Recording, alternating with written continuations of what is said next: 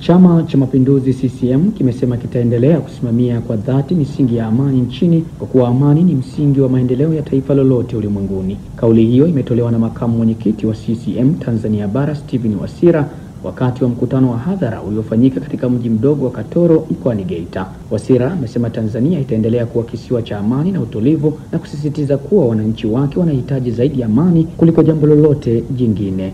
Wasira amesema Tanzania itaendelea kuwa kisiwa cha amani na utulivu na kusisitiza kuwa wananchi wake wanahitaji zaidi amani kuliko jambo lolote jingine, huku akibainisha kuwa ajenda ya amani ni ya kudumu na endelevu ndani ya chama hicho. Aidha, Wasira ameongeza kuwa pamoja na nchi kuwa na uhuru wa kujieleza, uhuru huo haupaswi kuendeshwa kwa matusi na lugha za kashfa, kwani tabia hizo huondoa misingi ya heshima na utu wa taifa. Elia Jackson Lupembe, hii ni News Update Media. Amebadilisha sura ya Katoro. Mnahitaji amani kuliko watu wote walioko duniani. Maana kazi yenu msingi wake inawezekana kama kuna amani, au si? Sisi Chama cha Mapinduzi tumeahidi kwamba amani lazima iwe ya kudumu.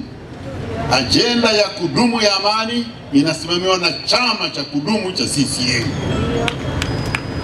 Tunawaahidi amani na itaendelea kuwepo. Na uwezo wa kuweka amani tunao, nia tunayo na shabaha yetu ni kuhakikisha nchi yetu inaendelea kuwa na amani. Sababu bila amani hakuna maendeleo. Ni mbio tu. Tena mbio za kwenda usikojulikana. Maana unakimbia kwenda huku, kumbe huku listahili kwenda hivi. Akili imeharibika. Namna hiyo huwezi kuchimba dhahabu, huwezi kufanya biashara, huwezi kufanya chochote kama hakuna amani. Uongo kweli? Na wanaotaka kwenda kushuhudia jinsi ya ukosefu wa amani unavyoleta shida, nendeni mkatembelee DRC. Muone jinsi wanawake wanavyokimbia na watoto wao katika nchi yao wenyewe. Mwende muone jinsi walemavu wasivyojua pa kwenda. Mwende muone wazee wasio na nguvu wanavyokufa kwa kihoro hata kabla risasi haijapigwa. Ukaone mtu yeyote anayekuja kwako anakwambia tuungeni mkono, tuvuruge, tufanye hatua ambazo ni kinyume cha katiba, mwambie umepiga wrong number. Hiyo maana ukipiga namba isiyokuwepo inakwambia namba unayopiga haipatikani, jaribu tena baadaye. Ukijaribu inakwambia namba unayopiga haipatikani, jaribu tena baadaye, mpaka milele. Wamepiga wrong number. Huwezi kuja kwa watu ambao wanategemea biashara, wanaotegemea uchimbaji, alafu nawaambia tuondoe amani, badala yake tuweke nini? Nakuja mimi kama makamu mwenyekiti wa Chama cha Mapinduzi kuambia ajenda ya amani ni ajenda yetu, tena ajenda ya kudumu kwa chama cha kudumu.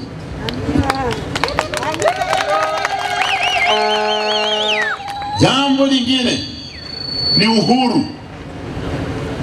Chama cha tano, chama cha Afro Shirazi ndio vyama vya ukombozi na vilitukabidhi mkoba wa kuendeleza uhuru. Lakini tumechanganya mambo. Siku hizi uhuru eti ni kutukana. Uhuru kazi yake kutukana. Sisi tumetokana na familia. Serikali ya kwanza duniani ni ya baba, mama na watoto, au sio? Huwa kuna sheria nyumbani au hakuna? Kwanza hata ukiwa na baba yako mlevi, huwezi kupiga kura ya kumuondoa. Maana huwezi kuona unasema baba naye amezidi ulevi, tupige kura tuweke mwingine. Utamtoa wapi? Unamtoa wapi? Kwa hiyo serikali ya nyumbani pale inakuambia baba kichwa, mama makamu wake, watoto raia. Ndio. Na unatii sheria bila hiari. Ile polisi wanasema unatii sheria bila shuruti. Lakini wako na shuruti, ukiacha unapata shuruti, unapata kipigo cha mama.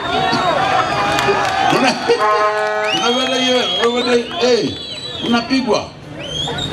Lakini wakina mama nao wakati mwingine wao wanazaa matundu. Basi linalia tu tangu asubuhi mpaka jioni. Mama pamoja na huruma anachoka, anasema liache lili. Linalia alafu linamaliza anasema mama, nakimbia. Huruma ya mama inarudi, anasema njoo mwanangu. Lakini mama naye katoka, maana akimpa maziwa anamwaga, akimpa kikomba anavunja. Wako namna hiyo, na kwenye siasa wapo. Mtawajua wenyewe. Uhuru unatusaidia kufanya maamuzi, ndio maana tuliudai ili tuamue mambo yetu wenyewe. Ndio maana tulidai uhuru. Uhuru wa kutukanana ni uhuru mpya na haueleweki. Nchi gani ambayo watu wake wanatukanana badala ya kujadiliana? Wanatukanana katika mitandao badala ya kujadiliana.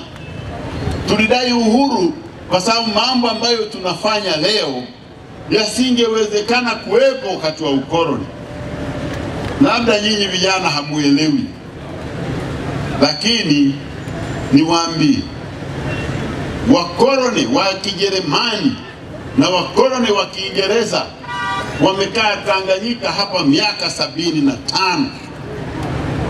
Wajerumani wamekaa miaka 35.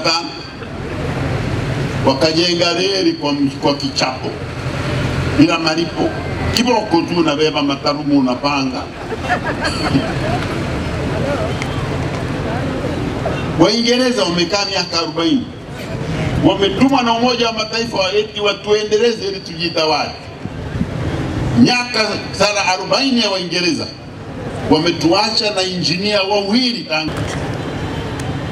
Nchi isiyokuwa na barabara una injinia wawili. Hakuna daktari hata mmoja. Walikuwepo madaktari wa kutoka Pakistan na India na walikuwa Dar es Salaam. Huko Katoro nani alete daktari? Huko wakina mama walikuwa hawajifungui, huko walikuwa wanazaa. Kujifungua mpaka upimwe. Lakini kuzaa unazaa kama ndama tu. Ng'ombe anazaa ndama. Ng'ombe ulimuona wapi ana kliniki? Hiyo ndio hali waliotuacha nayo. Walituacha hatuna barabara. Anakuja mtu tena hajafikisha miaka 30 au 40, anawaambia hakuna maendeleo. Kuna maendeleo?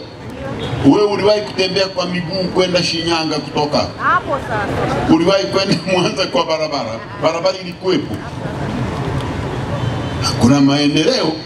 Siku nyingine akija muulizeni, hebu tueleze hivi wewe kwako maendeleo ni kitu gani? Maana inawezekana anazungumza kama kasuku. Maana kasuku huwa anakariri, haelewi hata maana ya maneno anayosema. Ndio wanasiasa wapya. Sisi tumejitawala.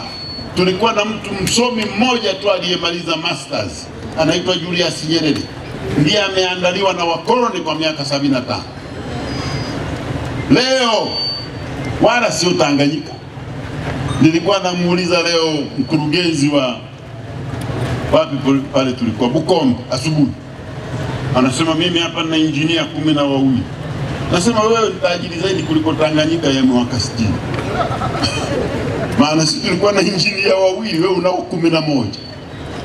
Namuuliza madaktari, anasema wengi tu. Sisi tulikuwa hatuna daktari. Hiyo ndio nchi tuliyorithi. Leo ukiwa hapa Katoro unaweza kwenda mkoa wote wa Tanzania kwa lami. Ni uongo?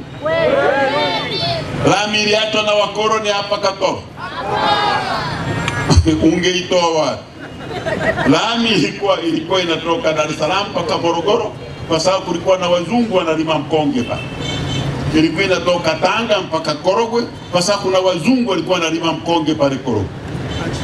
Na wazungu walikuwa wanalima kawa, kwa wakalima kibarabara cha wazungu, wao wanatoka mashambani wanawahi nyumbani.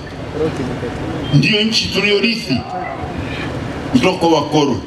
unapita hapo na mimi hamna maendeleo, hamna maendeleo. Wewe ni kasuku.